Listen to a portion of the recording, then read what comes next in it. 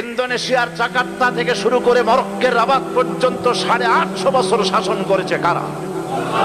যদি আমরা পরধর্ম সহিষ্ণু জাত না হতাম, তাহলে হিন্দুদের একটা টিকিও এই উপমহাদেশে থাকতো না, একটা মন্দিরের ইটও থাকতো না। এই পৃথিবীতে সবচাইতে পরধর্ম সহিষ্ণু জাত যারা, তাদের নাম হচ্ছে কি?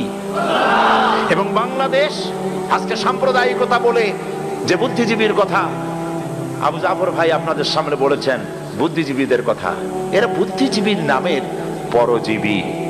বুদ্ধিজীবী কি? জীবী, মানে কৃষি কাজ করে যারা জীবিকা নির্বাহ করে তাদেরকে বলা হয়, মৎস্য বিক্রি করে যারা জীবিকা নির্বাহ করেন তাদের বলা হয়, যারা মাছ কি বলে এই আইন ব্যবসা করে যারা জীবিকা নির্বাহ করেন তাদেরকে কি বলা হয়?